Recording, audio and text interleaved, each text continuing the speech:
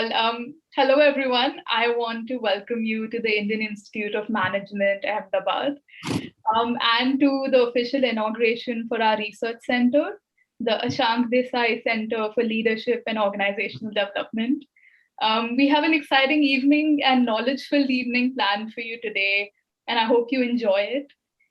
Before we start, I also want to take a moment to welcome all our dignitaries for the evening. Mr. Vindi Banga, Professor Hayagriv Rao, our donor, Mr. Ashank Desai, our director, Professor Errol D'Souza, and our chairperson, Professor Vishal Gupta. Welcome everyone, and thank you so much for joining us today. So to begin with, I wanted to invite Professor Gupta and Professor D'Souza to light the lamp.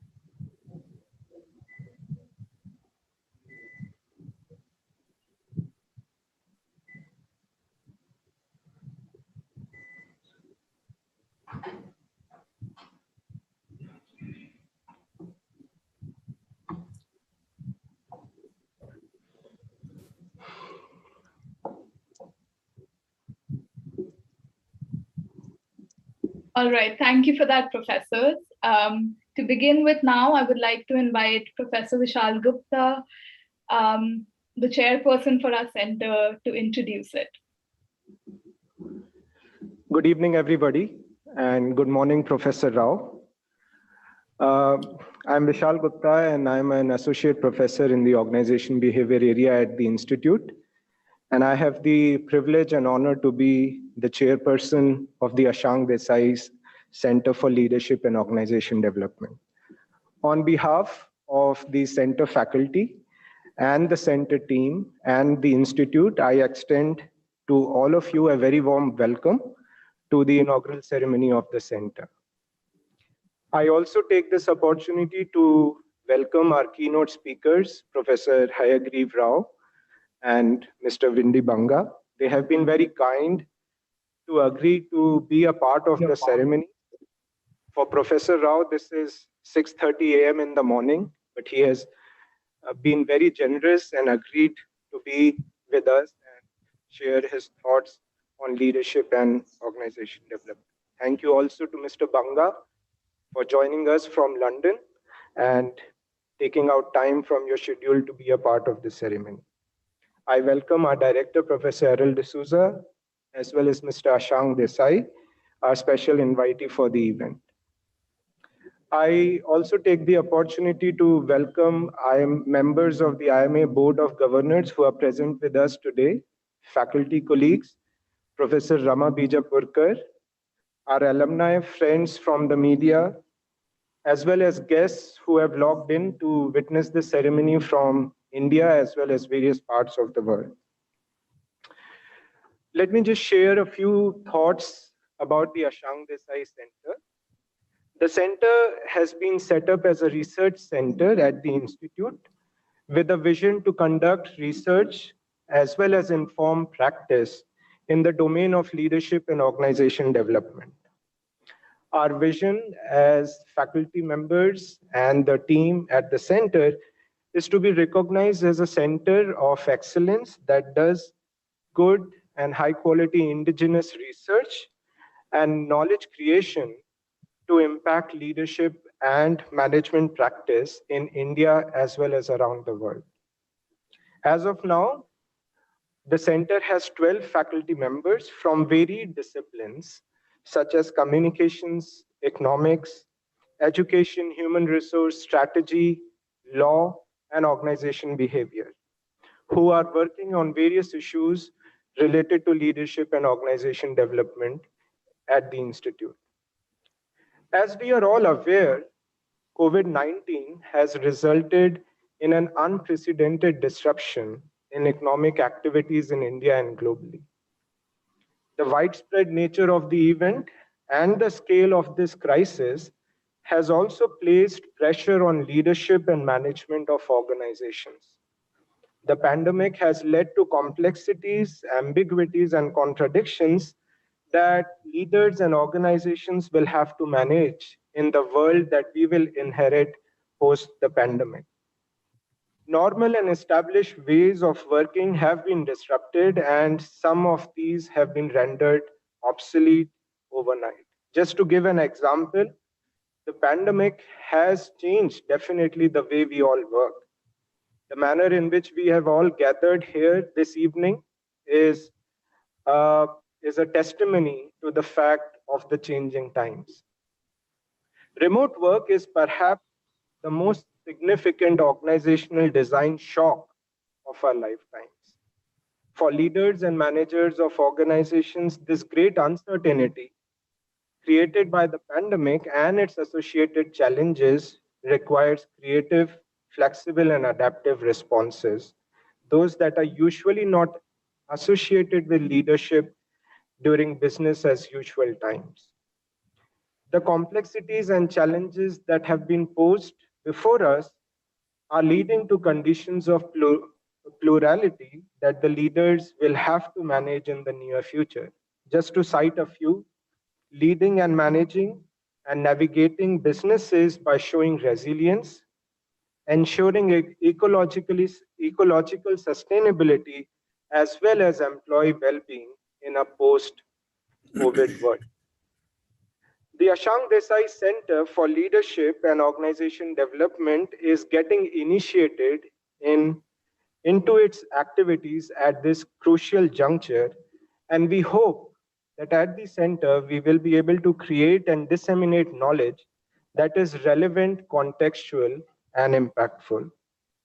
The center aims to provide a platform where academicians as well as practitioners can come together to conduct research, to have dialogue, and discuss various issues related to leadership and organization development. Also, we see an opportunity through which the center can become a vehicle through which the knowledge being created at the Institute in these domains of leadership and organization development can be disseminated to the world of practice.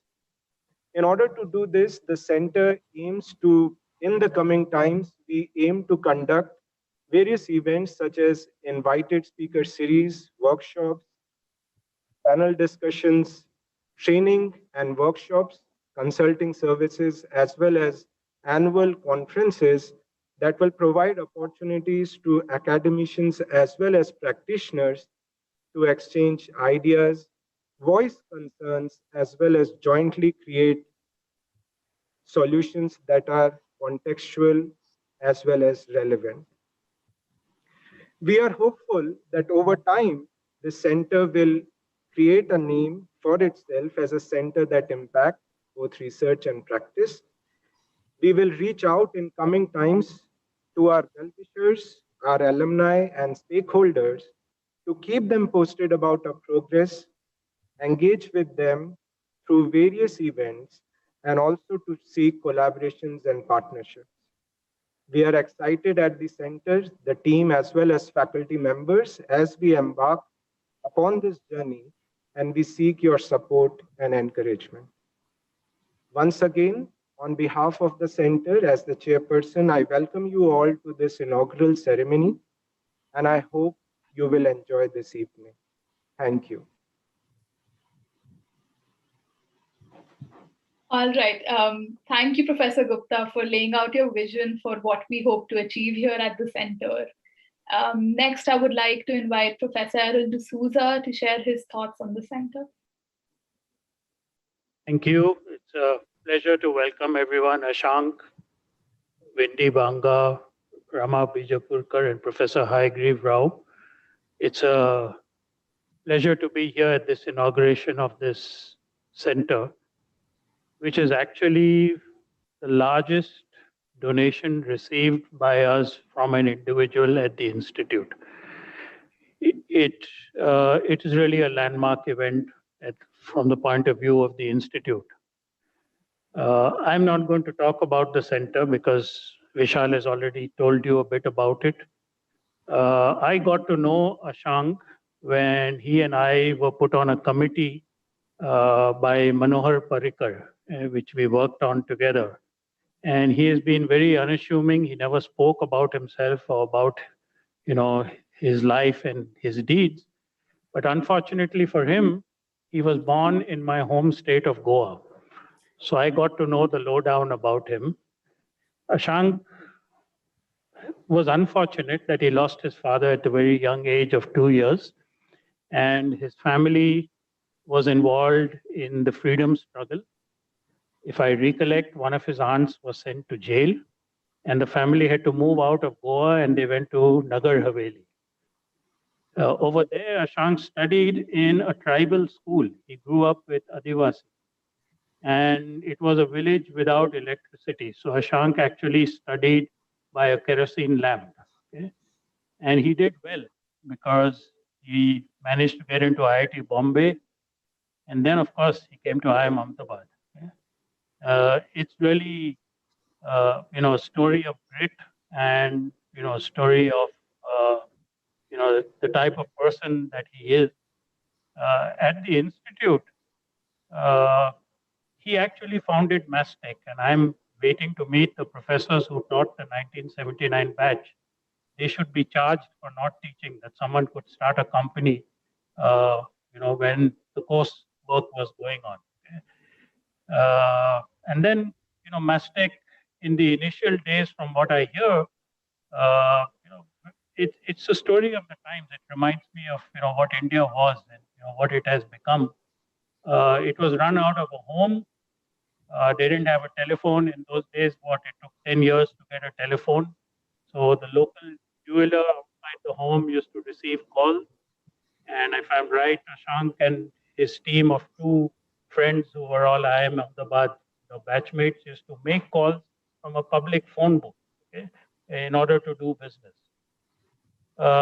It's really, something that we today should, when I think about it, there's a lot of, there's a lot in the story which is really telling us about the way in which, through all the troubles and all the constraints, you could still sort of, get to where you are.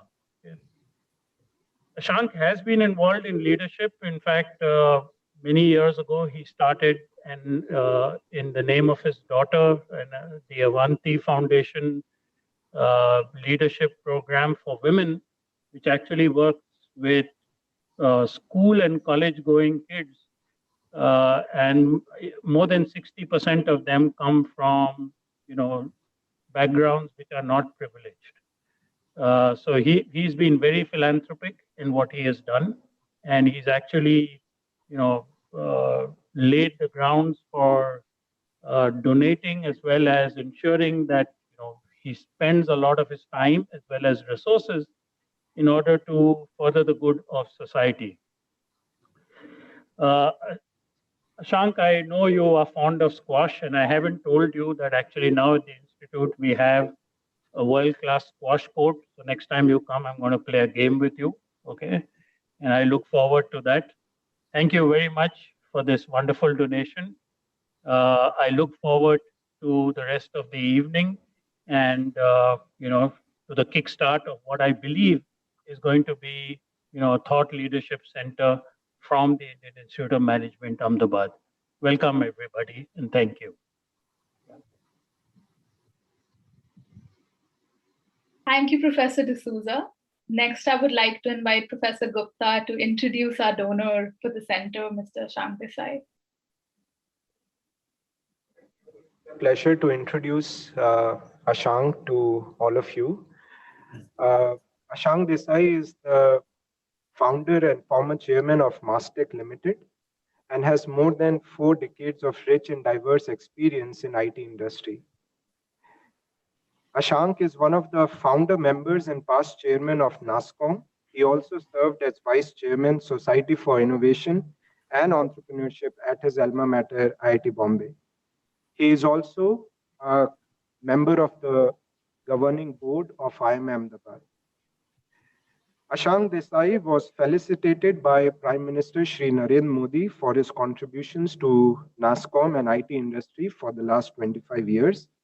He has been conferred with the Distinguished Alumnus Award from IIT Bombay and the Computer Society of India Fellow of the Society honor in recognition of his services to the Indian IT industry as an entrepreneur and for his contribution to the growth of education. He was also conferred with the much coveted Outstanding Entrepreneur Award at the Asia Pacific Entrepreneurship Awards, APA, in the year 2010.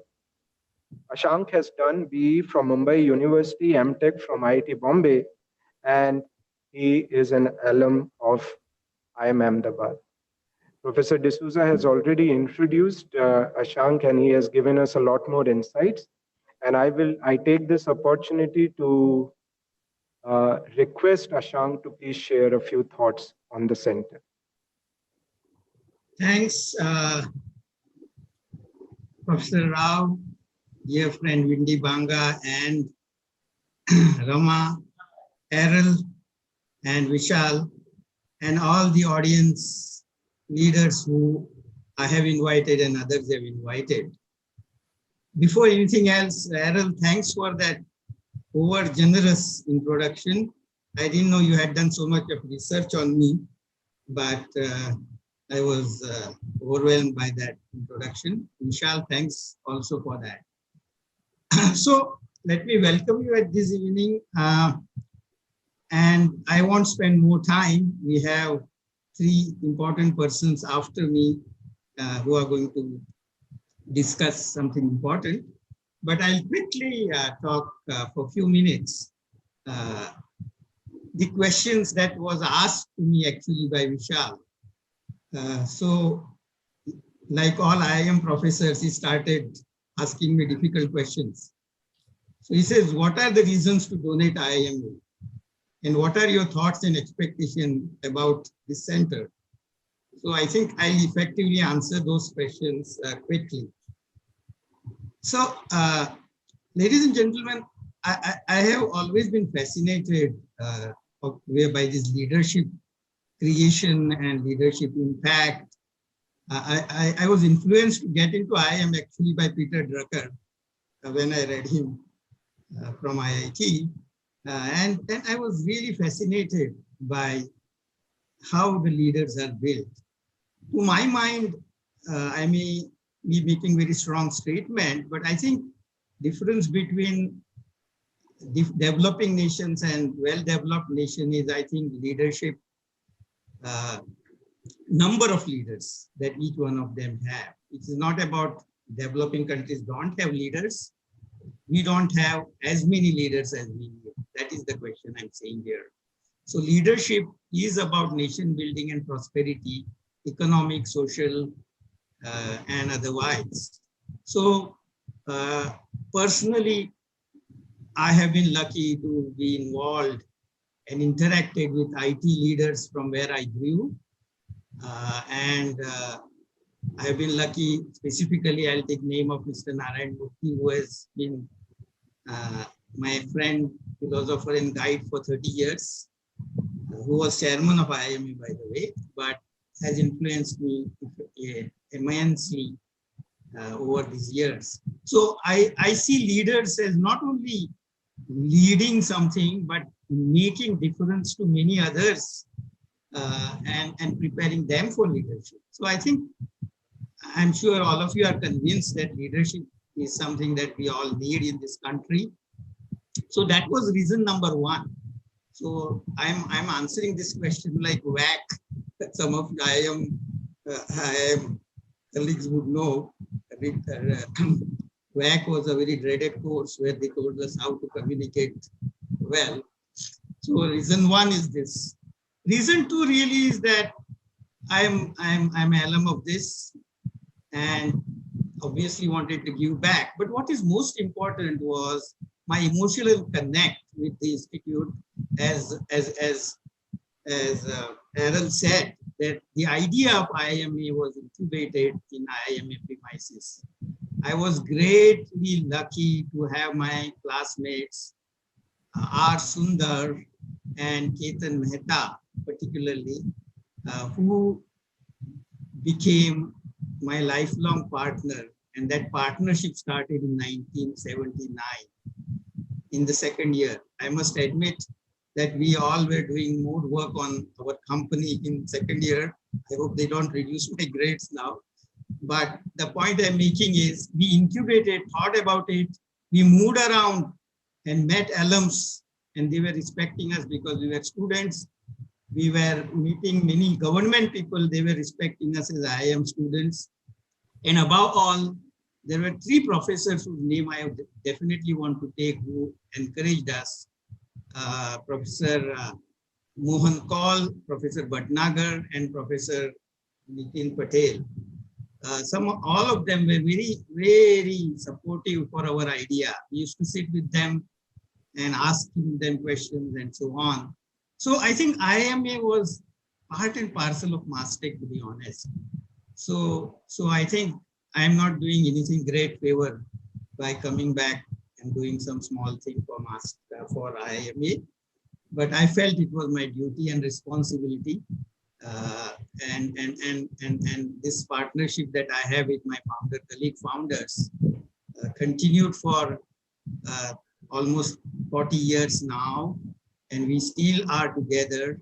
Of course, we were joined by my other colleague Sudhakar Ram later, and unfortunately we lost him, but our journey as a team continued. Mastech has been successful, always within 15-20 companies in the country. We turned out another company called Majesco, who was a pure play product company. We listed in US, was first product company, pure play, to be listed from India and so on. So I think I owe this debt to IIMA, to be very quick. Last and not the least again is that I feel, and I was told by Errol, that there is not much high intensity work going on leadership in India in institutes like IIMs. And coming from IIMA, I would like IIMA to be leader, not only in India, but regionally. So we have Vishal, we have leadership in Errol and his team members, Vishal's team members and professors in this center who are greatly capable of building that leadership in the region and sending the message of leadership and research coming out of Indian business school and Indian ethos, so that we can be making global leaders from India and teaching global leaders outside India also about ways and means of what we have learned in this country too. So with all, these are my reasons. And I'm really grateful to all of you who are present here, grateful to Windy, Professor Rao, Rama, and all other people in audience today for coming here. I would like your support, your ideas, and your involvement in this.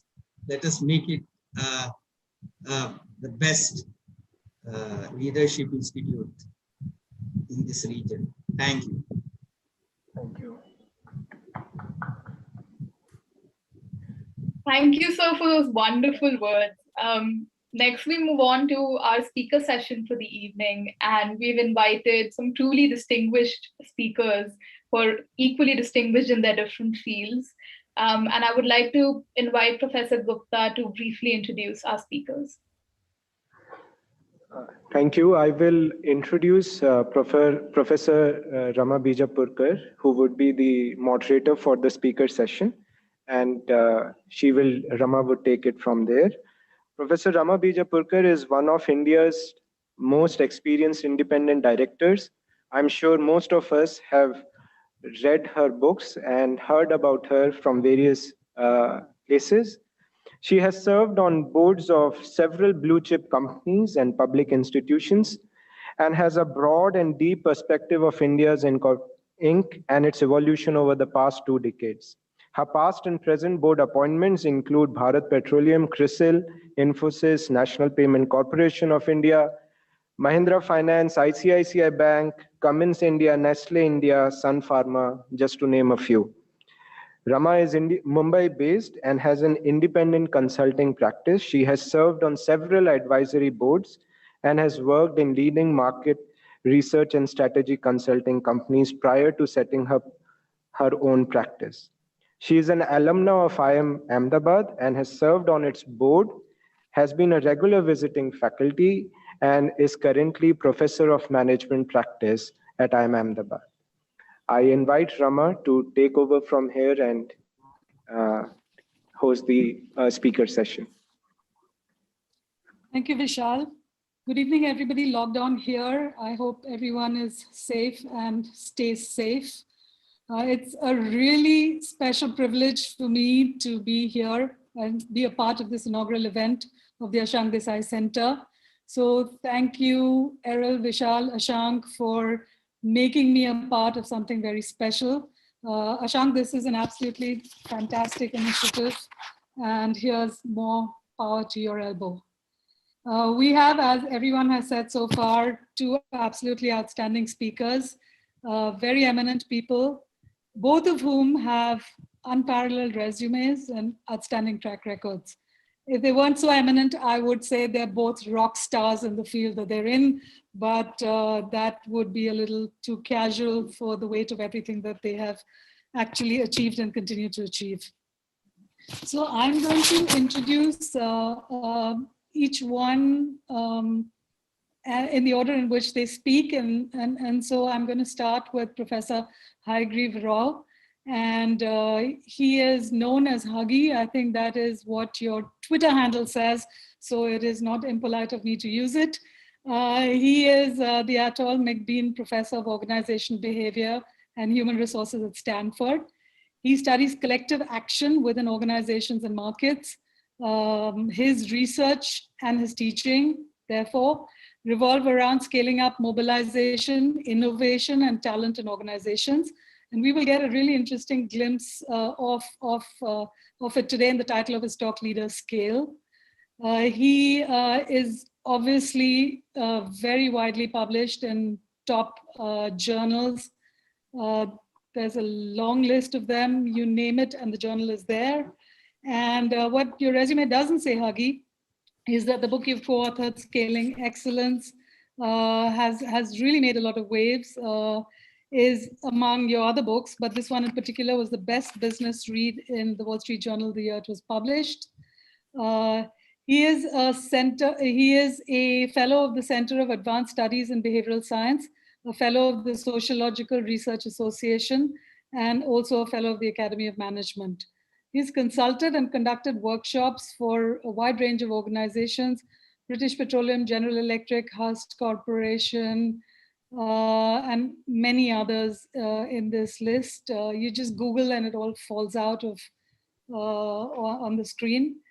And he's also worked with nonprofit organizations such as the American Cancer Society, and get this, with the FBI and the CIA, and you're going to tell us what you do with them and the intelligence community. And he is also a very well-recognized teacher. He's received the Sidney Levy Teaching Award from Kellogg and the Richard Scott Distinguished Award for Scholarship from the American Sociological Association.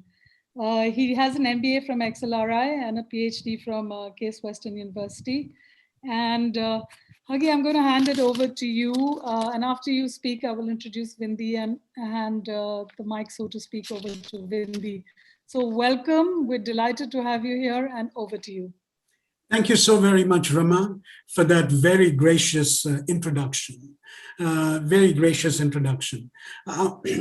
Before I begin, I just want to once again congratulate Ashank for his very generous gift to IIM Ahmedabad.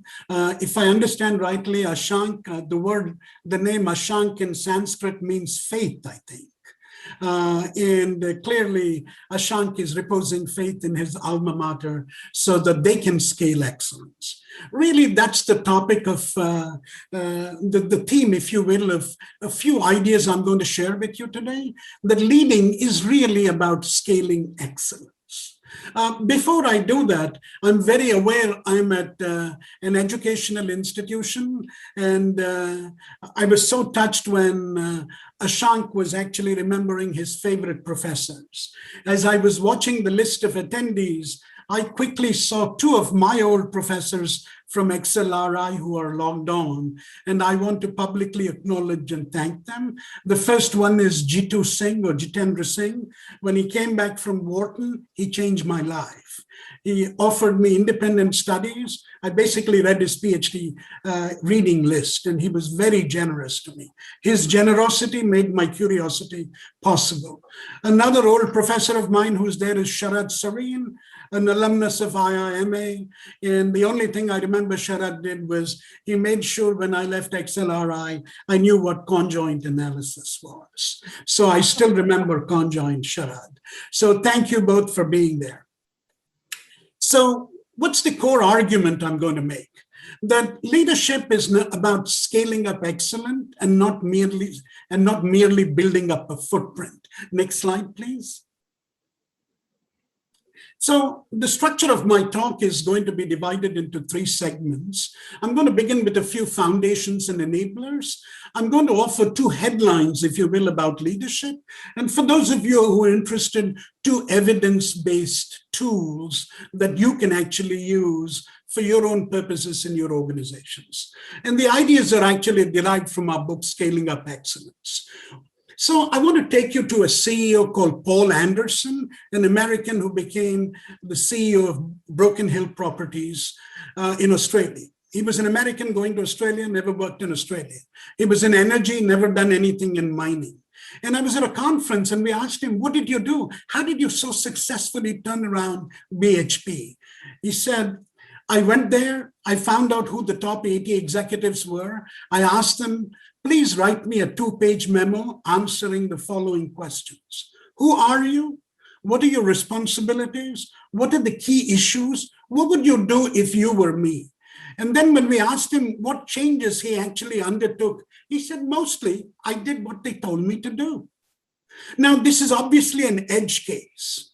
But the reason I sort of want to pick on this case study is here is Paul Anderson showing curiosity because he wants to learn as to what the issues and problems are. And what he's relying on is the generosity of colleagues at BHP.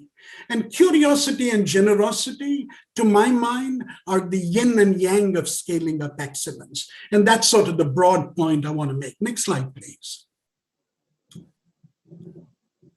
So the core argument is scaling is not just a footprint. It's not the top line, it's market penetration, bottom line, NPS, all of these things, they're all important, we know that.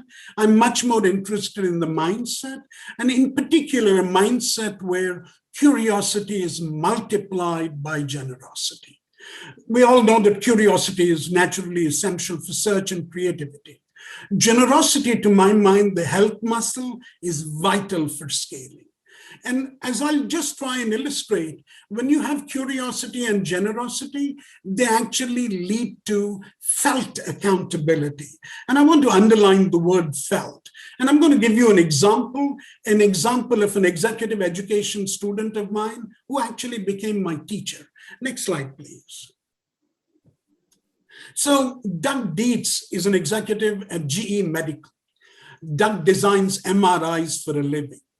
And he came to one of the first programs we offered on design thinking at Stanford, and Inauguration, that I co-directed with my colleague Bob Sutton.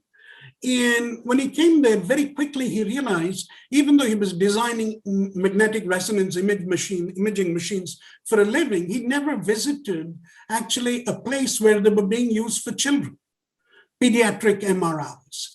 So he said, let me actually go and see what happens through a child's eye. And that's when he realized, oh my God, I know very little about what is happening. Because what happens when a kid goes to MRI, you see strangers, you have strange smells, and the strangers smile, which of course alarms a young child, as you can imagine, even more. And what happens in American hospitals when you take young children, in order to keep them still, they're sedated. 85% of young pediatric patients are sedated. Doug Dietz was horrified by this. There were no customer complaints. There was no money allocated to innovation, nothing. Doug went to his boss, and the boss said, what problem are you solving? He said, people are being sedated. It's agonizing for parents. And the boss said, has anybody complained? Nobody has complained. Why do you want to solve the problem? That didn't deter Doug. He was very curious. He said, let me actually go and see what a child experiences. Next slide, please. Next slide. So, and how does he learn what a child experiences? He first began by going to daycare and kindergarten. Spent a couple of days with these young kids. And that's when he realized himself, oh my God, when designing the magnetic resonance imaging machine, we never thought of the emotions it would evoke in children, namely fear. I now see what I need to do. I need to put excitement into the design of the MRI. Next slide. And there you have it, one of the first prototypes of an MRI for young children. This looks like a spaceship. What do you think a 9-year-old is going to say? Hey, do you want to try that? They'll say, yes, of course. They're not going to recoil in horror. When Doug presented this, I said, Doug, do you have any data? Are there any A/B tests? He looked at me and he said, Huggy, I went to this cancer ward and I saw this young boy play on this. And he looked at his mom and he said, Mom, when are we coming back again? I knew I won. Doug did all this on his own. His curiosity, his generosity to help actually helped GE Healthcare launch a new line of products. And if you go to their website, you'll actually see everything about the adventure series. So you can see curiosity matters. You can see generosity matters. Next slide. We, of course, have derailers. Next slide, please. So we have derailers of curiosity and generosity. What are they? I thought I'd give some quick experimental evidence. 3 decades of research shows that the more powerful you are, the less we search. Because why do you need to search? You only search when you lack power, when you need to understand the environment. The more powerful you are, search actually goes down, stereotyping increases. Of course, there's another line of research that shows that the more powerful you are, the more invisible subordinates become. Another example, of course, of a derailer of curiosity and generosity is the diffusion of forced ranking systems. Personally, I'm astonished by that because there is simply no experimental evidence on this other than stories of what Welch did at GE. May I remind you that the plural of anecdote is not evidence. We've actually done a new study with my wonderful graduate student, Chelsea Lyde, and another professor called Justin Berg. We looked at tournaments and we looked at creativity, and we varied experimentally how feedback was provided. Did you provide feedback on an absolute basis, or did you provide feedback on a relative basis? Forced ranking is an instance of providing relative feedback. What did we find? If you provide people relative feedback, they fixate on peers. They think the peers are similar. They think they're competitors. Their locus of control shifts externally, and their entire creative effort goes down across the board. So we really need to do everything we can to amp up curiosity and generosity. Vishal moments ago talked about the pandemic. The pandemic is a big dampener of both curiosity and generosity. Next slide, please. I want to give you a quick glimpse of research, in part because Ashank alluded to thought leadership. This was a study I did with Chelsea Goloni, who's a professor at Iowa, and my old colleague from Northwestern, Greg Carpenter. And we wanted to understand what pandemics do. Next slide. And these examples might be interesting because both Rama and Bendy are obviously giants in the field of consumer marketing. So we did a series of studies. I'm not going to bore you with all of this. I'm just going to give you study one and maybe one of the other studies just to give you a taste. Next slide, please. So our first thing is, hey, what's the effect of contagious diseases on consumption? Next slide, please. So we wanted to look at whether flu affects sales. So we actually used a lot of Nielsen's data. Next slide, please. So we were interested in, we wanted to look at an edge case, and we wanted to look at very familiar products. We actually wanted to look at within brand familiarity, and we chose Oreo cookies because they're an iconic brand. Every child in America knows about them. And our hypothesis was flu should not actually create intra-brand variability. In other words, there ought not to be any consumption variation between Oreo's old classic cookie and the new blueberry pie Oreo. Next slide, please. So we collected data on a couple of 100,000 households. Next slide. Next column. Yeah. And what did we find? Next column again, please. And what did we find when we exposed people to contagious disease cues? Can we go back to the previous slide before we move back? Thank you. My apologies if I'm getting the wrong cue. So as this slide quickly shows, we were astonished that in the presence of flu, when we looked at what households were buying, every time there was a flu outbreak in America, the consumption of classic Oreo cookies shot up, and the consumption of the more newfangled versions, it actually plunged. Blueberry Oreo is a quick case in point. This is an observational study. We're speculating about what is going on in the minds of people. We need to go to the lab to actually manipulate things and understand what's going on. Next slide. Next column again. Next column. So the format of all of our studies was typically we tell people, people would be randomly assigned contagious flu, non-contagious disease like heart illness, and the control instant pot. You measure emotions such as fear and disgust, because our reasoning was what contagious diseases do is, it's not as people thought before, they only make you disgusted. Disgust is about the source. They make you afraid too. Afraid is about the impact. When you combine disgust and fear together, that's when you get the familiarity bias. That was our argument. And what do we find? Exactly that. Next slide. You can actually see what is happening with fear and disgust when you present people a super familiar product as well as a novel product. They don't like the novel product. They actually like the most familiar product. Next slide, please.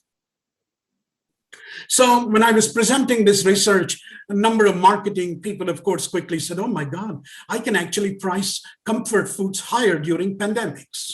You can imagine the profit-taking opportunity there. Others thought, good Lord, we need to be careful of doing product trials in pandemics. My own question was, after doing all these studies, maybe firms should stop hiring during flu season. Because if you hire anybody during flu season, the odds are, because of the familiarity bias, you'll hire somebody looking like you. And my submission, we are doing actually experiments to validate all of this, but my submission is it's easier for organizations to adjust a routine than to bombard people with bias training. Bias training has effects, but they're actually fleeting effects. They aren't particularly persistent. Next slide, please. And I want to come to what the implications for leadership are, because the implications for scaling curiosity and generosity are, A, obviously pandemic shrink curiosity. You like the familiar. If you like the familiar, you're never going to be generous to the unfamiliar stranger. So what are the two core implications for leadership? The first core implication is leaders are smart subtractors, because what they do is they reduce cognitive load, they boost willpower, they make it possible for people to search and to be curious. Leaders aren't adders as much as smart leaders who scale. They actually are very good at subtraction. The second argument I want to make is, we talk about leadership as engagement and this and that. My own sort of view is, what really great leaders do and what really great organizations do is they help recruit a more curious and generous version of yourselves.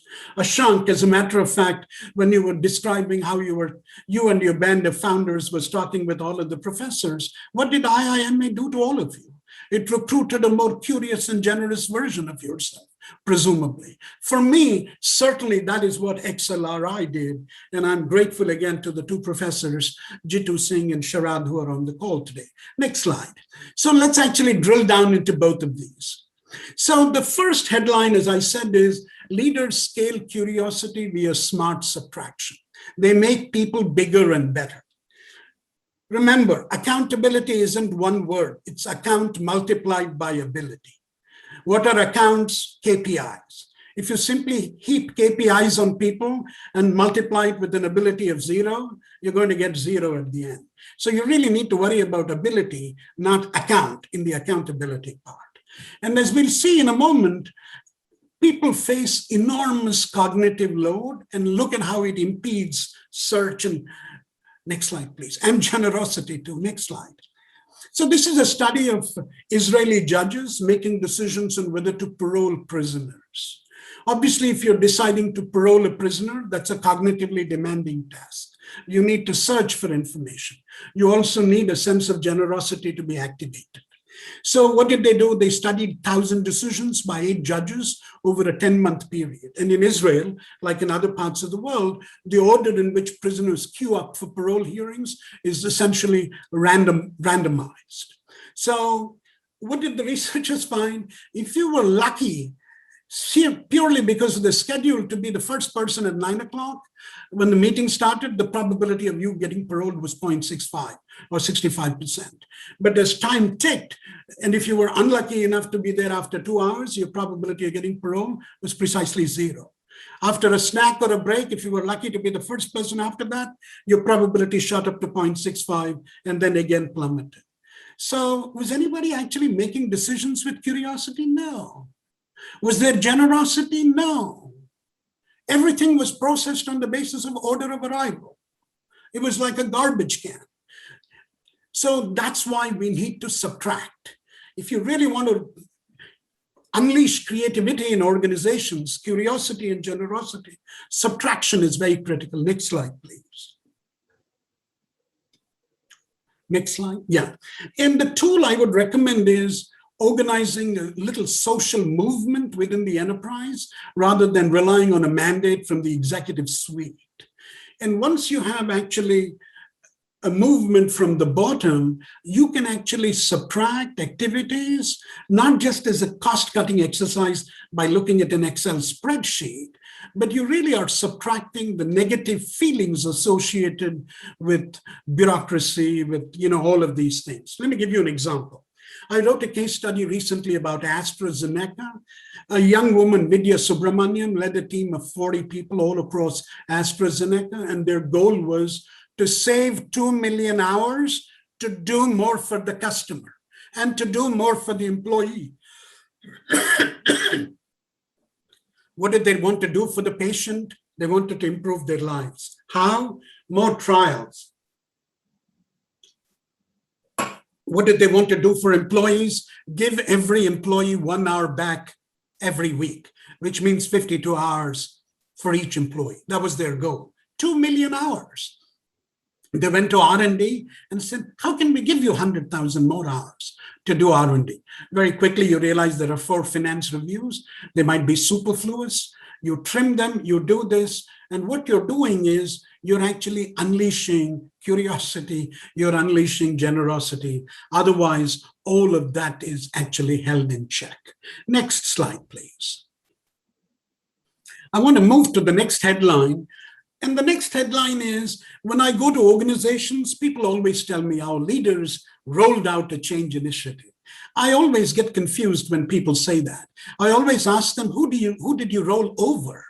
Is this like a bulldozer, or is this like a cement roller, or what is that? It seems to me that when we choose jobs, careers, or assignments, means what we're doing is we're not doing a silly product comparison using a little matrix with weighting. We're actually choosing a different version of ourselves.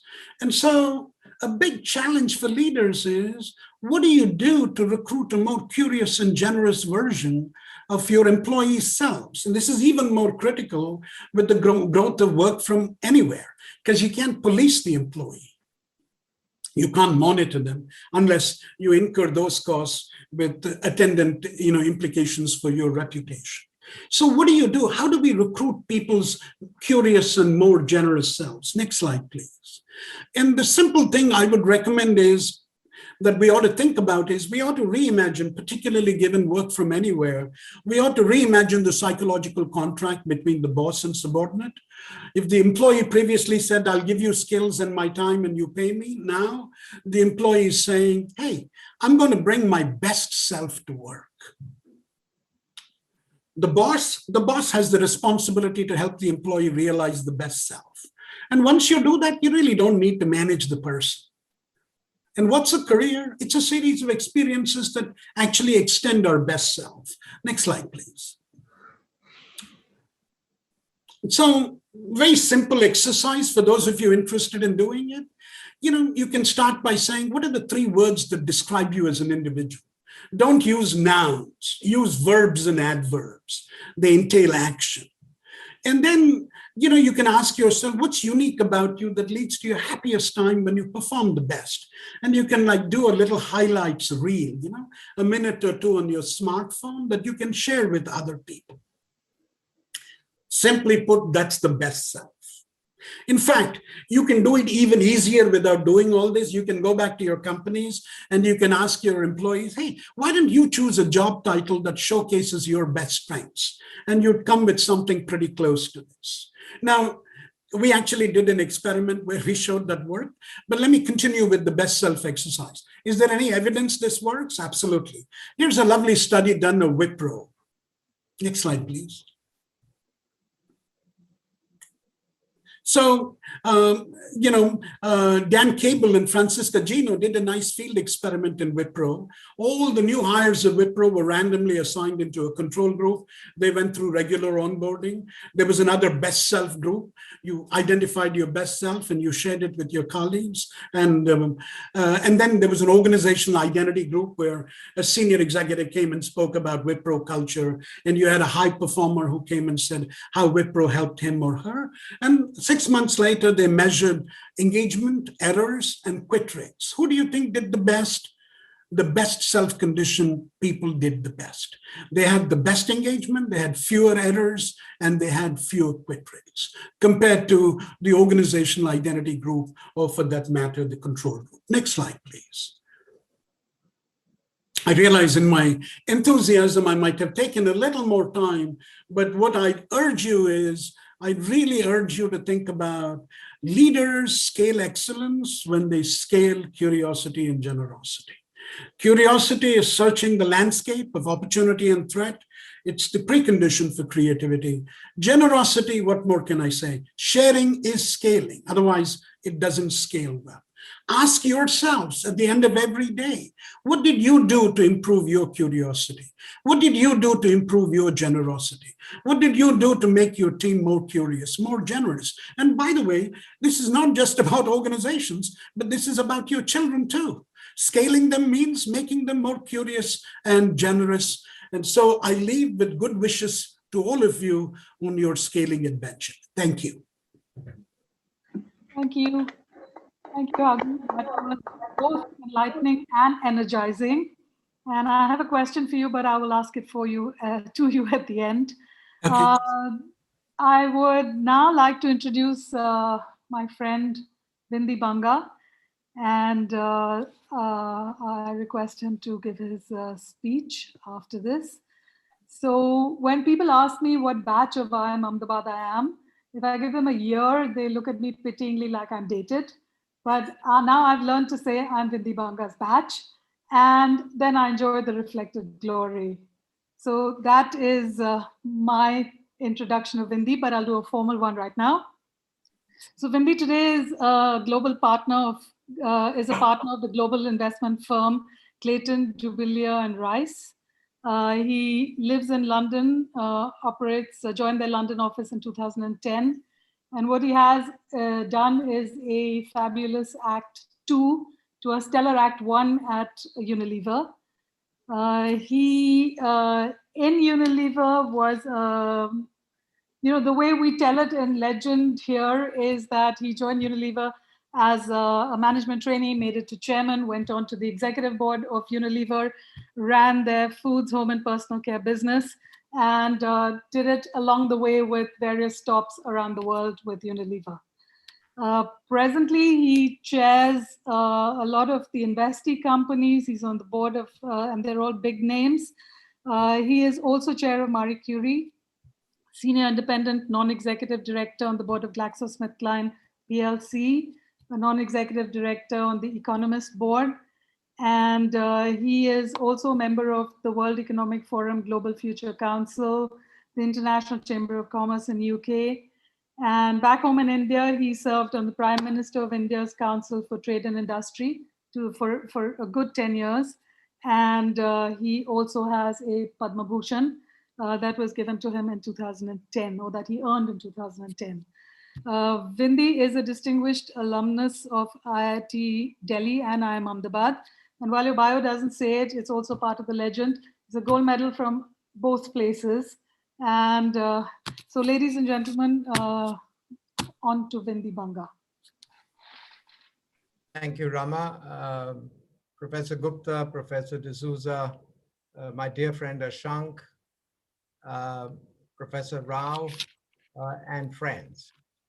It's a great privilege to be asked to speak today, not least because the occasion is a terrific one with the commemoration of this amazing center, but also because IMA has given me so much. An MBA, of course, but even much more so as I met my wife of 40 years, Kamini, at the IIM. Even then, this was a groundbreaking institution. It brought best-in-class management thinking with the needs of India. And the objective was to develop future leaders. 4 decades later, thanks to successive generations of faculty and, of course, students, it remains very much at the apex pinnacle of management education in India, but is also extremely well recognized internationally. You know, when I first started going abroad, employers used to know the name IIT pretty well. But today, they also know IIM Ahmedabad. And I think that's a huge tribute to what everybody at the Institute has done. My sincere congratulations to all of you at the Institute for creating this center, and Ashank, a fantastic support from you. You founded a terrific company, made a huge contribution to the tech industry, and now you're making another contribution to the research into leadership. In some ways, as Professor Gupta was saying, the timing of this center, either deliberately or perhaps serendipitously, comes at a very unique and perhaps almost Darwinian point for the world and, of course, for India. You know, we've all been through a life-changing experience in these past 15 months. Now, not everything that's happening today is because of the pandemic. Several mega trends were already underway, but they were chugging along as mega trends do, slowly but surely. And when the pandemic hit, these have been reinforced and dramatically accelerated. I think each of us has drawn rich leadership lessons from the concurrence of so much that's happened. At one level, significant devastation to lives and livelihoods. On the other hand, amazing innovation and the endeavors of so many individuals all over the world, the leapfrogging of working practices. From the position that I sat in the private equity world, I had the benefit of being exposed to 36 companies across different sectors navigate the pandemic throughout the world. And I have to tell you, it's a humbling and learning experience to see what people have been able to do. What this has done, though, I think, is put a new spotlight on what the next generation of leaders will need, the kind of skills, the kind of qualities they'll have to be successful over the next 2-3 decades. Our world has become far more digital. I believe in 1 year, we have probably moved digitally forward by 10 or 15 years.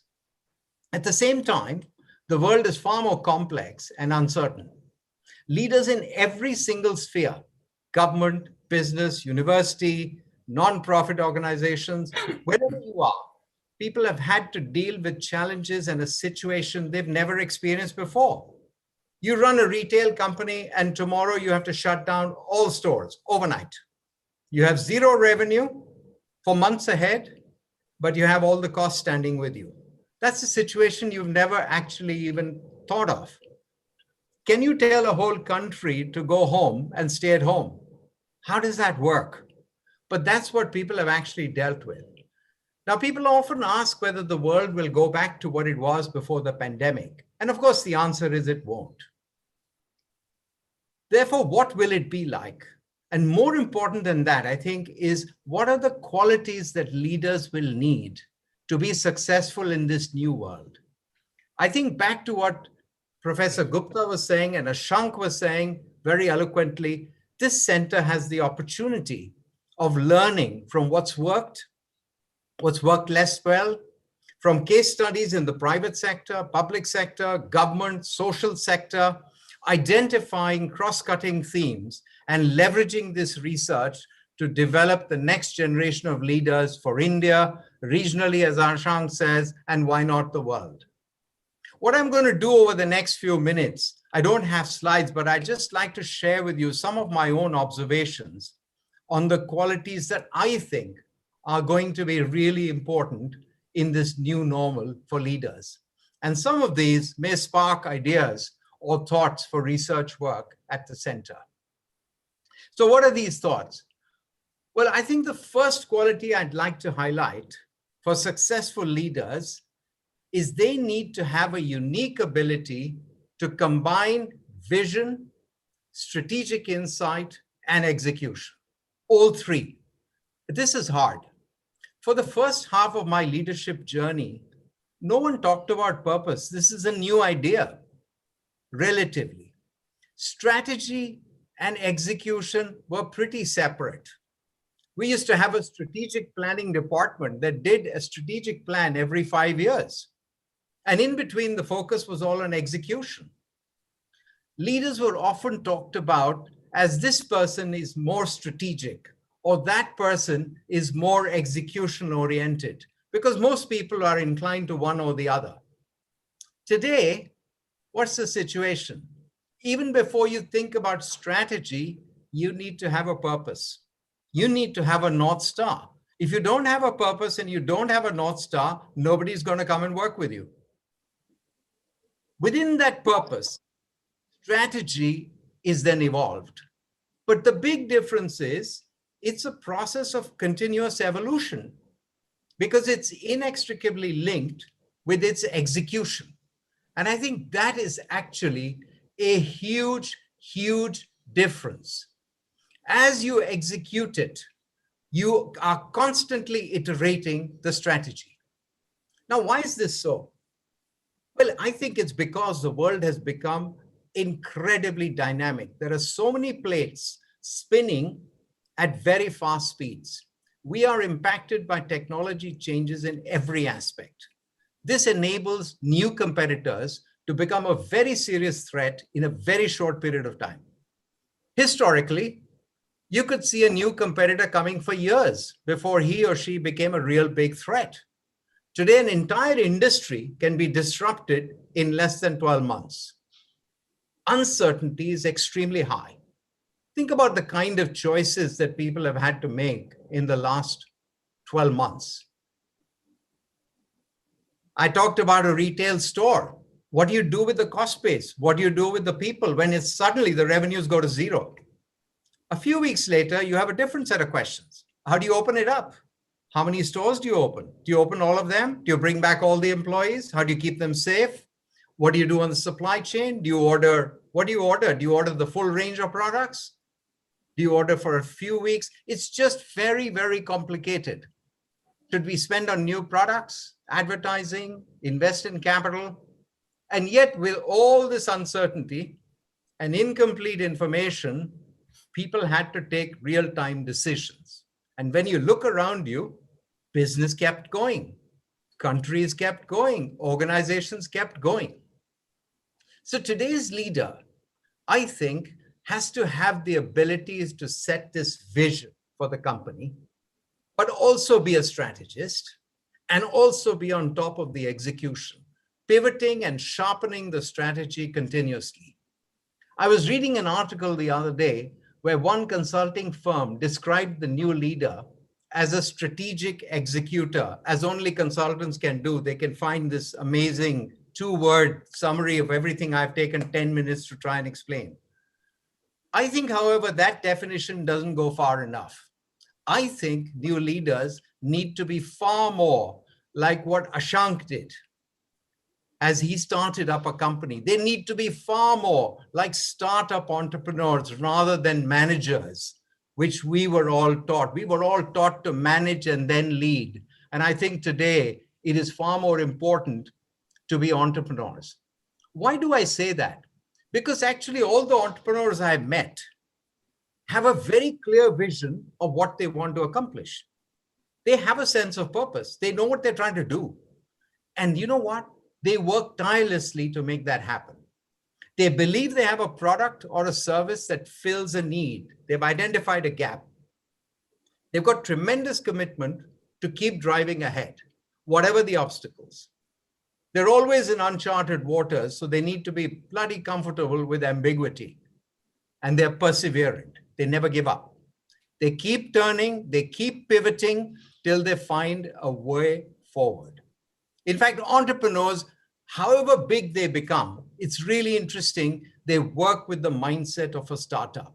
And I think in some ways, that is my first point. Today's leaders need to be far more like entrepreneurs. They need to combine this ability to define a purpose and then evolve strategy through executing it. A second thought, I think, is that leaders need to be extraordinarily tech savvy. Now, you could say, hang on, that was always the case. And of course, that's true. When I started in Hindustan Lever, we had to have an understanding of the technology in the products. In the soap business, you needed to understand the technology that went into making soaps or detergents. If you were in the flooring industry or cement industry, you needed to understand how to make the product. But today what's happened is the need for technological understanding is much broader and much deeper. At least 3, if not more, technologies are changing the way we live and work fundamentally. After years of escalating concern on climate change, the energy industry is now being reinvented by renewables and clean technology. It's happening. In the healthcare industry, drug discovery and solutions to long-standing challenges of disease are being reinvented by genomics. One would argue that the unprecedented speed and success in developing corona vaccines is at least partly due to genomics, because the timetable in 12 months has never been hit before. But perhaps the biggest change is being driven by digital technology. Why is that? Because first of all, it's impacting every industry. Doesn't matter which industry you're in. Secondly, in every industry, it's impacting everything. You know, it started out by saying, okay, this is going to be about the supply chain, and there were SAP and this and that came in.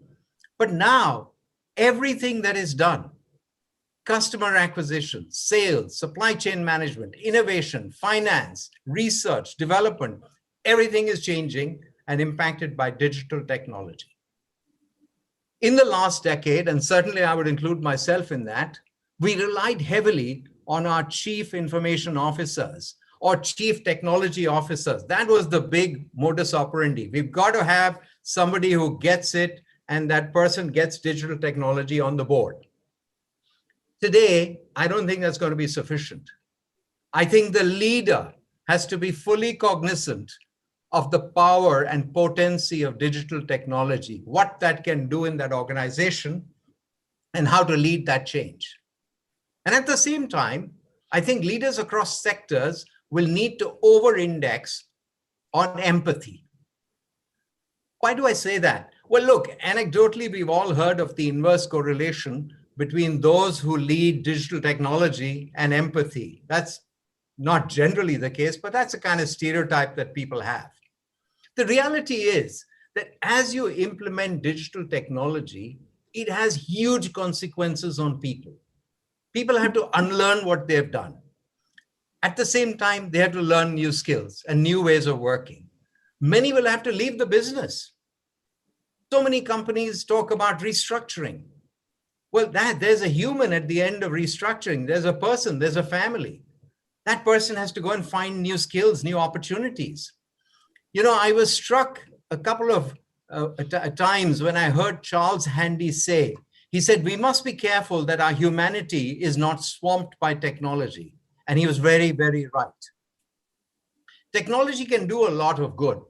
And we are seeing that good and experiencing it personally. But there are also some things it can't do. And look at this event. So we are all able to participate from wherever we are. I mean, I'm able to be at this phenomenal event by investing an hour and a half from my home office in London. In the old paradigm, I'd have spent 2 to 3 days to come and go to Ahmedabad. And at one level, this is great. It's very time efficient. I can do lots of other things. But you know, look at it the other way. This is a 2D transactional world. It's entirely different from a 3D world of informal, non-verbal interaction, communication. If I'd actually traveled to India, I'd have done lots of other things in India. I would have felt the country. I would have understood it more. Today, I can't do that. I would have spent time with lots and lots of people in an unplanned way. And I know from my own experience that some of my best learning has come from serendipity. This higher level of productivity, which we are all benefiting from at one level of working from anywhere, is great, but it comes at a cost. And it comes at a cost of each of us becoming more transactional. We do lose that sense of personal touch and relationship building, which is so important for creativity, for innovation, and for building cultures. In many of our companies, we have recruited people who've never physically met each other. We've recruited CEOs whom we've never met. Think about that. I think this is a huge, huge question. And therefore, I would submit to all of us that as leaders, definitely need to be on top of technology and implement these. At the same time, they will need to define new ways of thinking and working that combine this efficiency with the creativity that comes from human interaction. Take artificial intelligence. Algorithms powered by AI are processing vast amounts of unstructured data at my company in GSK, mining large lakes of information. But anybody who knows anything about AI will tell you that you still need to know how and when to rely on the human perspective to make the real choices. The answer is not going to just be coming through a computer with AI. And therefore, to my second thought, even as leaders become complete masters of digital technology, even as they implement these interventions to change the world, they will need to double down on unlocking the added value of human beings and of innate humanity. I think that brings me to my third thought, which is to understand the new employee. The new employee is very different from what we were when we were young. Today's employee is far more of an individual and also far more powerful in that individual capacity. Historically, people joined a company and then said, fine, we're part of this group, we're going to retire from this group. And everything was long-term relationship. Now, over time, companies changed the rules. Merit rightly got priority over length of service. Companies were able to become more efficient, needed fewer people, restructured their operations. They could no longer afford pensions as people lived longer. At the same time as the companies were changing, the individual was changing as well and becoming so much more of an individual, thinking for himself or herself. Today's young people seldom look beyond 3 years in a company. They're extremely selective about where they work, who they work with, and what they do. Back to purpose. They wish to work with a company that has a purpose they connect with, they identify with. And they want to work as long as they're learning, developing, and enjoying it. They'll shift multiple companies in their lifetime, but importantly, they'll change roles. They'll move across sectors. Today, they're in the private sector. Tomorrow, they could be in the public sector. They could be in government. They could come back to the private sector. They could work in NGOs. They're going to have a really what historically happened. And most importantly, they will be evaluating the organization at the same time as the organization is evaluating them. That's a really important point. They are evaluating the leader as much as the leader is evaluating everybody else. So my third point is that a leader today needs to be able to understand that each employee is an individual motivated by purpose, with an aspiration, with a voice, with an expectation to be listened to and to be treated with respect. Those that can harness this power will reap huge benefits, and others that cannot will have the opposite challenge for sure. The other point that gets linked with this is that, as I said, people will cross over sectors. And I think leaders will need to have an understanding of the imperatives of the private sector, the public sector, NGOs, government, regulators, everybody. Leadership skills are not going to be specific to any single sector. Rather, I think these qualities will cut horizontally across each of these sectors. This naturally takes us on to the question of multi-stakeholder capitalism, which much has been talked about. And of course, the emerging view in a capitalism, which much has been talked about. And of course, the emerging view, in fact, the clear view today, is that companies today need to prioritize multiple stakeholders compared with simply thinking shareholder value. What does that mean for the leader? Well, look, that makes life much more complicated. Now, ESG is hugely important, but this is not about a checklist or just filling out or tick box exercise. This is about changing the strategy of the company so that it really tackles multiple stakeholders. It's about making sure a company is focused on its consumers and customers, that it works with a diverse, engaged workforce of talented, upskilled individuals, partners with its suppliers, works collaboratively with regulators, NGOs, advocacy groups. Life is much more complicated, but actually at another level, it's really simple.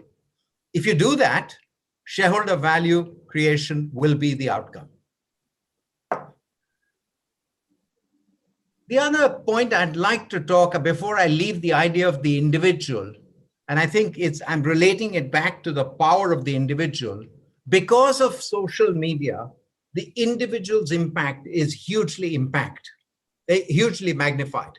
I don't know how many of you saw the advertisement by the famous footballer Ronaldo, when he brushed aside a Coca-Cola bottle twice and instead asked for aqua, water. That day, the company lost a market cap of $4 billion. Now, without making any judgment of this, I think the simple point is the power of the individual. And the flip side of this is that power, if neglected, can be harmful. If nurtured, can have a huge, huge positive effect. Before I close, let me just make one final point. And I think this has historically been true and is equally true today. Leaders have always had to set and uphold the ethical standards for the organization. But something is changing. And what's changing is that today's leaders are faced with new and different choices. Compliance with the law is, of course, necessary. And that's something which is table stakes. But companies, because of everything I've talked about now, are facing dilemmas they've never experienced before. If you had a global vaccine company, AstraZeneca, as Huggy said. How do you think about pricing vaccines in the middle of a global pandemic? As a government leader in the Western world, do you prioritize vaccinating young people in your own country? Or do you send some vaccines or you spare vaccines because you've actually ordered 5 times what you needed to poorer countries who need the vaccine even for their elderly, vulnerable people? What are the ethics on social media? Is it right to ban Trump? Is it right to shut down the internet in certain parts of India from time to time? How does that sit? Should a parent be empowered to select his or her baby with a preset cocktail of genes? These questions are upon us today. They're happening, they're real questions. And I think the leaders of today and tomorrow will need to be able to think through these, discuss them transparently, and stand by their views. So let me conclude by stating or trying to summarize what I've tried to put together. The world of today is far more complex and spinning at a much faster speed with great change brought about by technology and other forces. And leaders will have to evolve their capabilities and qualities to be successful in this new challenging situation. I believe this new paradigm of leadership, all the skills and qualities I've talked about, cut across all organizations, all sectors, they're universal. And coming back to where you started, I think this is a huge opportunity for the center to actually pick up some of these themes or indeed other themes and further the quest for excellence in leadership. Thank you. Thank you, Vindi. It's such a pity that we can't wait and hear the applause when speakers finish, because it kind of resonates with how people have responded to it. Thoughtful and thought-provoking, as always. I'm going to arrogate to myself moderator's privileges and ask each of you one question before turning it over to the audience. And I think Vishal will traffic control. So Vindi, if I can start with you and take you on a slightly more personal reflection.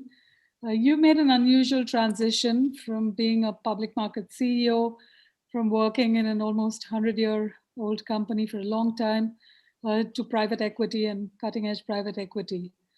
So how relevant and transferable has been your leadership experience from one to the other? And did you have any reprogramming and any unlearning to do? Tell us a little bit about that. Sure. Well, that's a really good question. But look, you know, in terms of business skills and so on, I think those are completely transferable to any situation, as we've just been discussing. You know, the skills that we're talking about are applicable whether you're in the public markets or private markets or in government or whatever, because these are very fundamental and basic skills of leadership. However, what I would say is that I have learned enormously through my decade in private equity. And, you know, I was struck by something Huggy put up when in the theme, one of the important themes in his very insightful talk was about curiosity. And in private equity, the last 10 years, I have been able to completely indulge my curiosity. And the reason for that is that I've been exposed to different sectors, different business models. Every time, every case study is different. Every time you look at an investment opportunity, you have to figure out a different industry, different company, different management, and try and work out what you can do that has not been done before.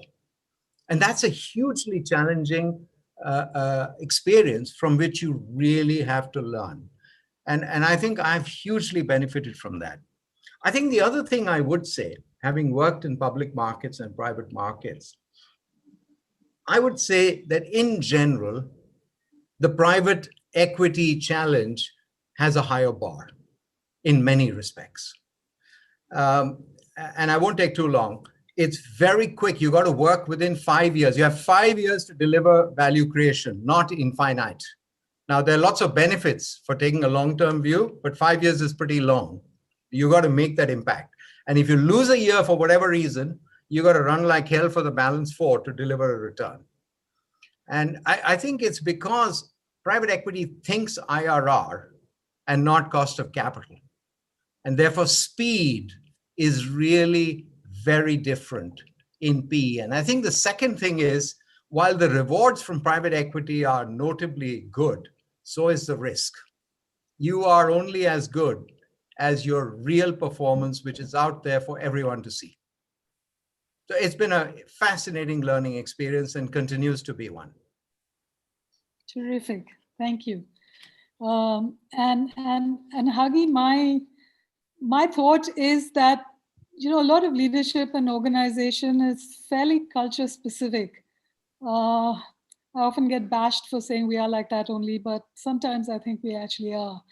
So how would you encourage the center to think about context and concept and specifically culture in terms of leadership and organization? And are we doing ourselves, is it going to, I mean, should it be spending a little more time trying to build what is a uniquely good Indian DNA or of leadership, or is there no such thing?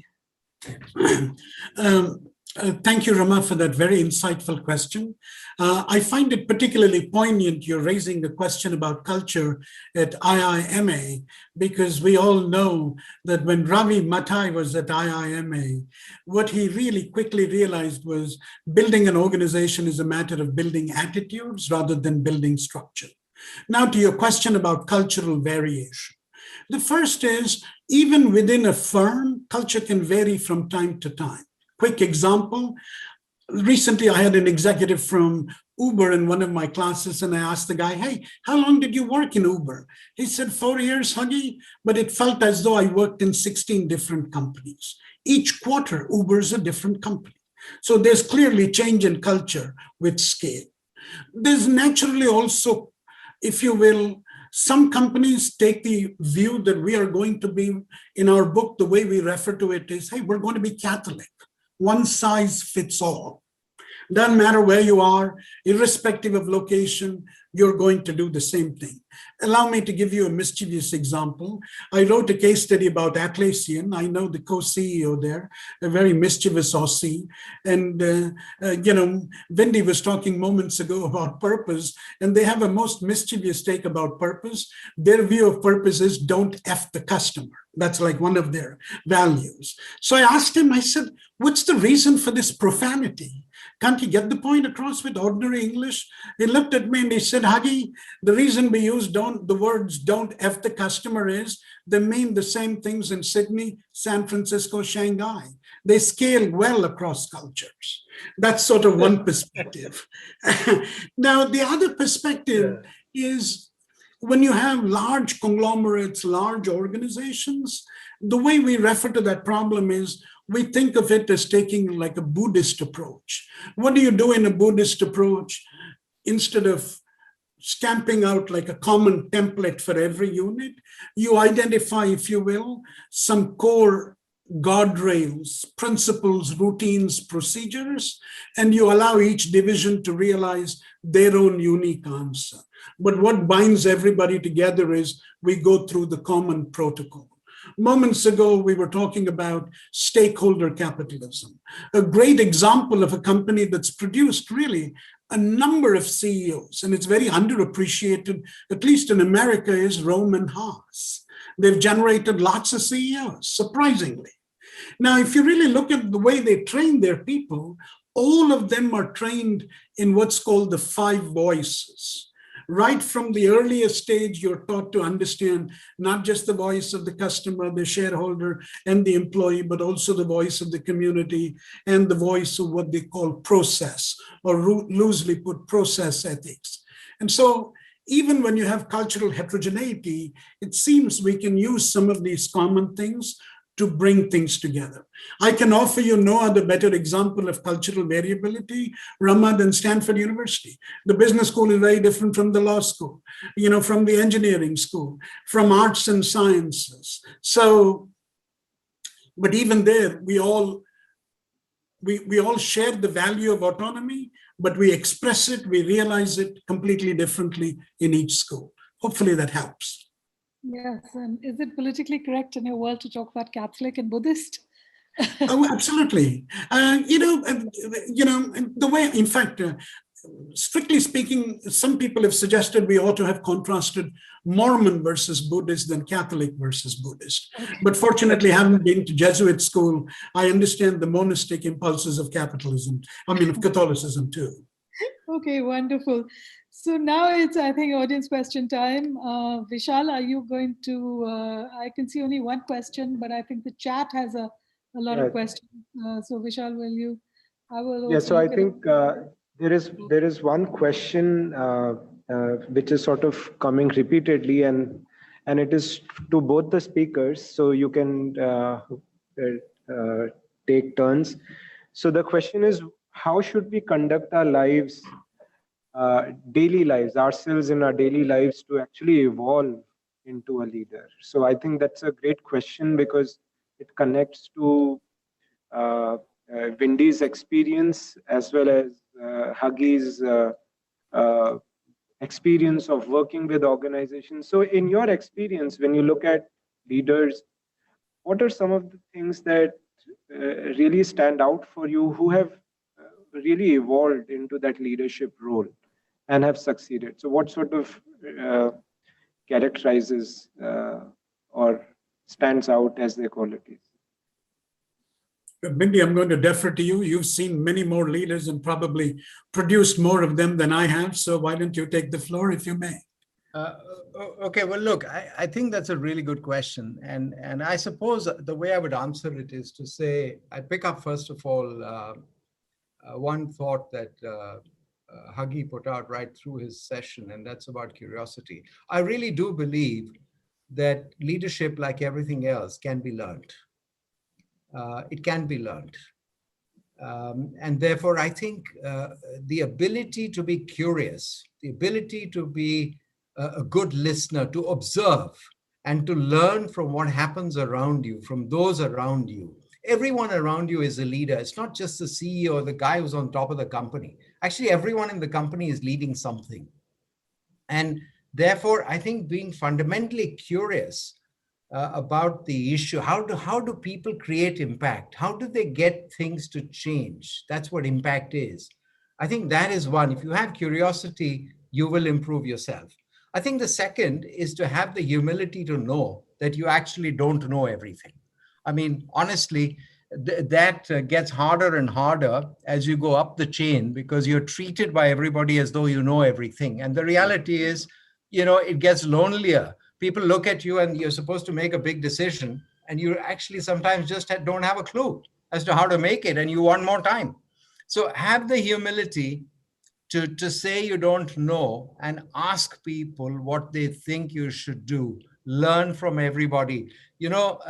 Paul Anderson's example that Huggy gave, what did he do? He was relying on his people, the power of the individual that I was talking about. So leadership is about learning from people and having the humility to do it. And last but definitely not least, I tell you, grab every opportunity you get from your mentors. I was very fortunate to have many mentors in my life and still am. And that's great. You come across people from whom you learn, and use that opportunity to the hilt. Okay. So this one is, yeah, Huggy, your response to the question? Wendy is, very, sorry, go ahead, Rama, you were going to say something? I said, I think he passed on that. I very quickly, the question was, what do you do every day? The first thing I would recommend is every day, try something new. It's kind of a pretty simple thing to do. Take the pandemic. I'm sitting at home. One of the things I do is I please my boss. Who's my boss? My wiser half. She loves culinary variety. She says, "Kya ho raha hai? We're eating the same Indian food, same Mexican food." I said, "Okay, why don't we resort to this procedure?" So she said, "How do we do that?" I said, "Let's take a map of the world. Let's randomly stick our index finger in some location, and let's actually cook a meal from there." The last time I did it, we'd actually put our fingers on Aceh, which is one of the Indonesian islands. I had no bloody idea what Aceh was. I kind of read about Aceh and quickly I realized, oh my God, Raja, the great sent naval expeditions, as did Rajendra. And all of a sudden, you learn a hell of a lot more about Aceh. And was that something I planned? No. Largely, it was on the basis of like randomized search. So there's another executive that I respect a lot, and she's a remarkable woman, Kay Foster-Cheek. And I was asking, so she calls me and says, Huggy, I'd like to talk to you. And I said, about what? She said, I want to talk to you about one word. I said, really? And what is that word? She said, complexity. I said, why the one word? She said, every month I focus on one word and I talk to 6, 7 different people to understand what does that word mean. So 2 very practical ways in which you can have curiosity. But the other thing I'd also recommend is curiosity is great. But remember, if you're not generous, your help muscle can easily get inactivated. It's kind of hard to rekindle the help muscle. You got to help all the time, because if you don't do that, you'll never recruit. I imagine all of you have various stories. How the hell are you going to recruit people to do things for you? If you've got to think like a startup, why would people join you? If you think you're going to help them become bigger and better. So. There's just a follow-up question. So this is also related to the ethical part that Wendy mentioned. How do you know you are on the right path? That putting the index finger is the right thing to do. The point is, look, ethics is not something we can talk about in a couple of minutes. It's a very deep subject. But the way you know is inside you. But you don't just come to that conclusion instantly. I think the important thing is these new ethical dilemmas, you can't just take a snap judgment on them. You need to really reflect on what they mean and think hard about it. Again, I would talk to people about it. Other people are experiencing the same ethical dilemmas. Think about it hard, discuss it with others, and the answer will eventually come to you. You will know the path that is needed to be taken. So, I want to jet ski a little bit behind what Bindi mentioned. I don't know about you, but I love reading Plato and Socrates and the Gita and all of that. But when I'm faced with making an ethical decision, frankly, I don't think, what would Plato do, or what would Aristotle do, or what would Krishna have done? I simply ask, what would my mom do? And my mom certainly was one of the most ethical persons I know. And it's amazing. Every time I face an ethical quandary, I just ask myself, what would my mother have done? And the answer becomes clear, even though the decision always means an extra cost on myself. That's how I resolve any moral quandary. Okay. So we have a lot of questions actually. So maybe we'll take one more question. And this is, so the question is, you have shared the linkage between flu and choice of food.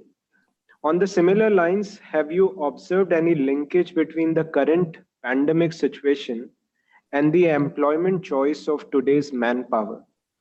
As HR professional, I see many Indian IT employees are interestingly prioritizing job security over quality of work, which was quite different pre-pandemic. What are your observations? Are there choices of employment and the kind of companies people will join? Will that change with this? It's hard to give a global answer to the question. Naturally, it depends on the threat of unemployment with companies standing still, a whole bunch of variables like that.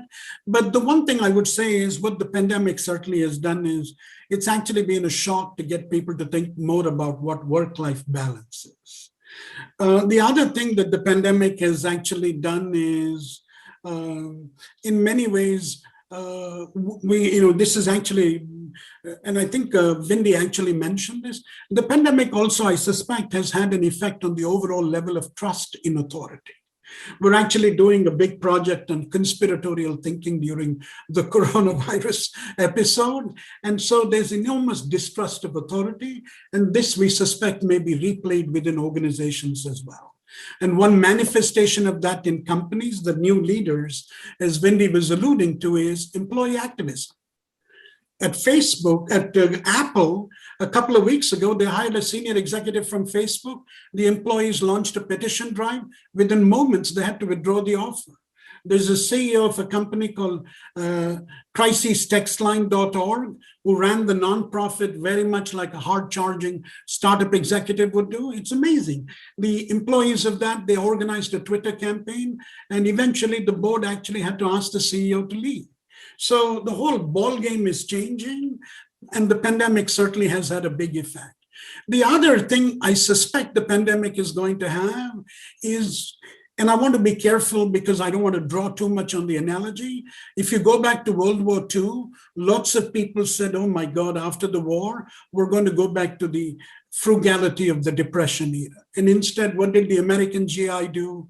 The American GI said, hey, I laid my life on the line, I'm coming back, I want more from life. That act of sacrifice licensed them to consume more. You know, bigger cars, bigger homes, bigger this. So there's actually a very good likelihood that the pandemic will license not just a lot of consumption behavior, but also a lot of job trial behavior as well. Okay. Yeah, so I think we'll just maybe take one more as a parting comment from both of you. So the question, this is also a question, but also from my side. According to you, as a center for leadership that is just starting up, what could be the opportunities as well as challenges of building something which is India-based and based on Indian culture and experience for leadership and organization? So what could be some opportunities that you can think of, something that India as of now today can inform, and also some challenges? Any thoughts? Let me try and take a stab at that, since Wendy has been very gracious taking the lead on the other questions. So the first thing I'd recommend for your center is, it's a great idea that you're doing it. I think what you need to do is you really need to make this a very attractive place to run experiments. If you run experiments and help people run experiments, you easily get way more international collaborations.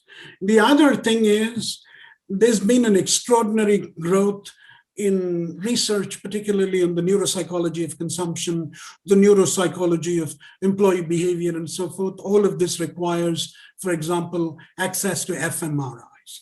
At Stanford, when we want to do research, basically the fMRI accessibility is the huge bottleneck. And if you at IIMA in the center, you actually can give access to fMRI, I'll tell you, a lot of teams from overseas would say, we'd love to partner with your colleagues. We'd love to partner with professors from there. Can you actually give us access to all of this? Because fMRIs, remember, are like telescopes.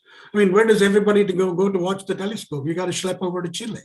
Because otherwise you don't get observations, you don't get papers. So that's where I'd start. The other thing I would sort of do is, when you run a center, the danger is always one of rounding up the usual suspects, either of people, case study opportunities, and the like. I'd love for you to actually look at non-traditional organizations. In Ahmedabad, for example, I think there's a beautiful school called Riverside or River, I forget the name, which is entirely built on design thinking principles. Fascinating organization. I've never seen a case study on them. And maybe, your center could actually take a role in that. So looking at a wide plethora, those would be my quick, concrete suggestions. Maybe one word from me on that, which is that India is a country which is full of entrepreneurs and innovators. And we have so many stories of that. Actually, most recently, as I've been hearing about how the country has come together, communities, individuals, companies, people, groups, neighborhoods have come together against the challenges of Corona, I think there are huge stories of entrepreneurship, innovation, and leadership in those. And there'll be no dearth of case studies to learn from in India. Hagi, welcome to IMA. We are about to acquire an FMRI. Oh, you are? Fabulous, Aaron. That's great. Please. Yeah, please publicize that, because God, if you can actually give access to people, there'd be a lot of people flocking there for time on the FMRI. So I think we come to the end of the ceremony. It was wonderful listening to both Hagi and Bindi. It has been quite enriching, enlightening, and insightful to learn from your experiences, research, and these suggestions that you gave to the audience on the leadership and the organization development issues. On behalf of the center, I thank everyone who has joined in from various parts to witness the start of the center. And as I mentioned uh, in the beginning, we will keep seeking your support and help, and we will reach out for advice, guidance, and encouragement in all our efforts. Special thanks to Professor Bijapurkar for agreeing to do the session, for taking out time to coordinate. And there has been a lot of background work that has happened to actually get to the position where we are. And special thanks to Professor D'Souza. Once again, our heartfelt thanks to Ashank for this contribution that you've made to the Institute. And we will look forward to actually showcasing and doing some good work at the center. Thank Vishal, you very I have much. a suggestion. Have we taken a photograph of all of the present? Screenshot. We should take one shot. We have taken, but we will take Yeah. one. Please No. keep your camera. Yeah. Take one.